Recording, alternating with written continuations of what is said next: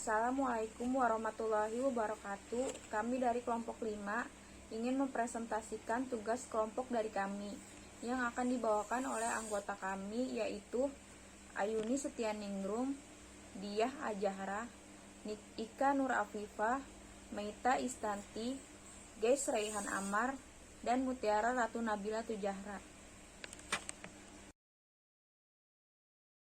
Pengertian: penganggaran atau budget adalah suatu rencana yang terkoordinasi, menyeluruh, dan dinyatakan dalam satuan uang mengenai kegiatan operasi dan penggunaan sumber daya perusahaan untuk kegiatan tertentu di waktu yang akan datang.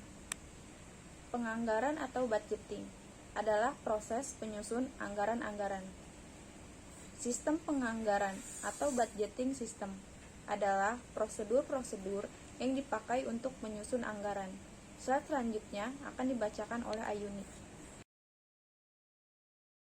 Tujuan penganggaran yang pertama, tujuan pokok anggaran yaitu meramalkan transaksi-transaksi dan kejadian-kejadian finansial dan non-finansial di masa yang akan datang.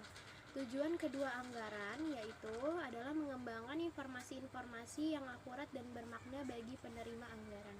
Penganggaran yang pertama sebagai dasar perencanaan, yang kedua sebagai alat komunikasi, yang ketiga sebagai alat koordinasi, dan yang keempat adalah sebagai alat pengendalian. Keterbatasan penganggaran.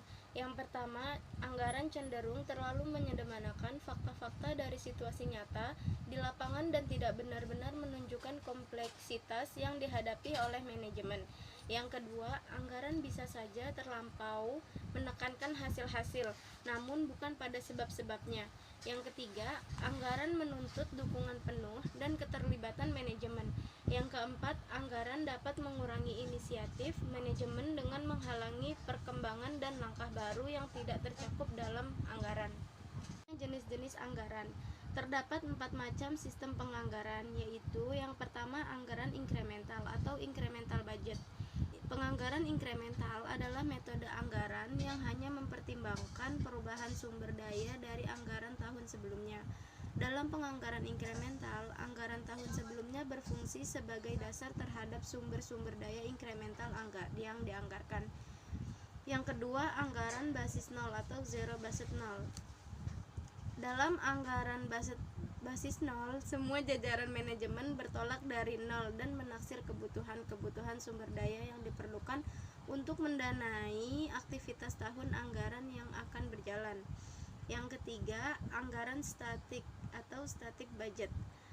Penganggaran statik merupakan rancangan yang dipakai oleh banyak perusahaan jasa dan pada banyak fungsi jasa pendukung seperti bagian pembelian, bagian akuntansi, dan bagian hukum. Yang keempat, anggaran fleksibel. Anggaran fleksibel itu untuk tujuan pengendalian. Anggaran fleksibel jauh lebih bermanfaat karena anggaran ini tidak dibatasi hanya pada satu tegak aktivitas saja. Unsur master budget. Unsur master budget ialah sebuah anggaran komprehensif yang menyatakan keseluruhan rencana bisnis bagi keseluruhan perusahaan untuk suatu periode yang mencakup waktu 1 tahun atau kurang dari 1 tahun. Unsur master budget meliputi anggaran operasi dan anggaran keuangan. Anggaran operasi yaitu berisi deskripsi rinci pendapatan dan biaya yang dibutuhkan untuk mencapai hasil laba yang memuaskan. Yang kedua, anggaran keuangan, yaitu anggaran yang berisi ekspektasi arus kas dan posisi keuangan dengan kegiatan usaha yang terencana. Anggaran penjualan atau sales budget adalah schedule rinci yang memperlihatkan penjualan yang diharapkan untuk periode-periode yang akan datang. Sumber data anggaran penjualan. Kesatu, analisis tren-tren historis untuk menciptakan suatu momentum ramalan. Yang kedua, ramalan-ramalan berdasarkan produk pelanggan yang dibuat oleh wira niaga. Yang ketiga, analisis statistikal penjualan dan data ekonomi. Yang keempat, analisis riset pasar perihal promosi, upaya penjualan, dan pangsa pasar. Anggaran produksi adalah schedule rinci yang mengidentifikasi produk atau jasa yang mesti dihasilkan atau disediakan untuk memenuhi penjualan yang dianggarkan dan kebutuhan persediaan. Pada saat merencanakan anggaran produksi, manajemen mencoba untuk meminimalkan 3 biaya, yaitu biaya persediaan yang menumpuk, biaya hilang penjualan sewaktu permintaan pelanggan tidak dapat terpenuhi, biaya tambahan persediaan dari pesanan khusus.